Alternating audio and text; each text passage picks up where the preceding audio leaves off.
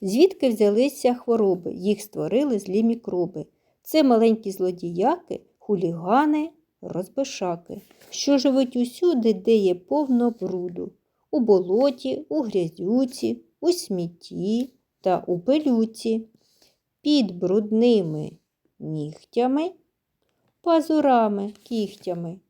Той, хто руки не помиє, їх ковтне і захворіє. І тому, малята, слід вам пам'ятати. Будете вмиватися, митися, купатися, повтікають всі мікроби, разом з ними всі хвороби.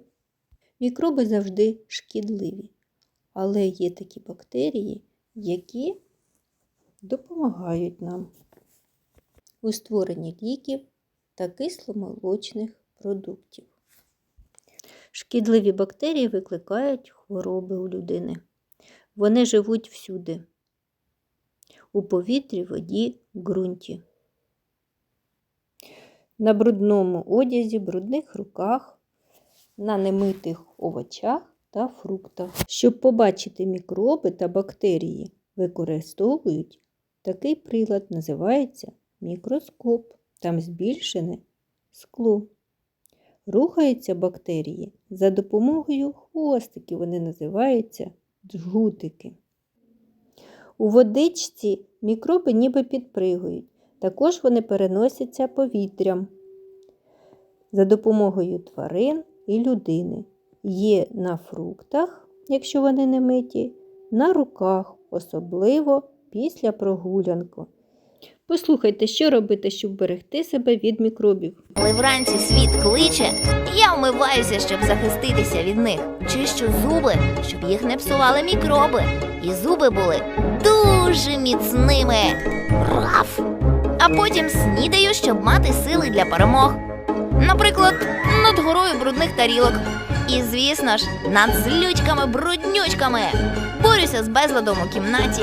Там, де прибрано, речі легко шукати. А ще у мене є суперзахист для мого одягу. Це його чистота.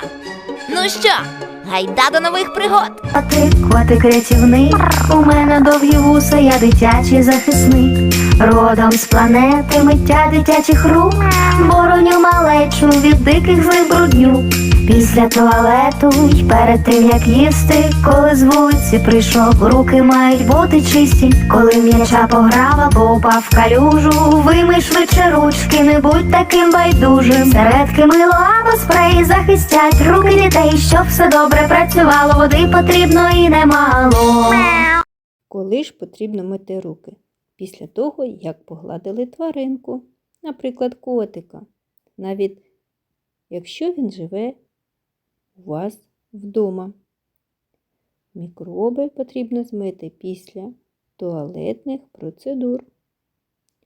Руки мийте милом. Після миття користуйтеся чистою серветкою або рушничком. Після чихання, якщо нема поруч серветки, теж потрібно помити руки. Завжди мий руки перед тим, як сідаєш їсти. І після того, як вже поїв. Якщо ти добре запам'ятаєш ці правила і будеш ними користуватися, то до твого організму ніколи не потраплять злючки мікроби.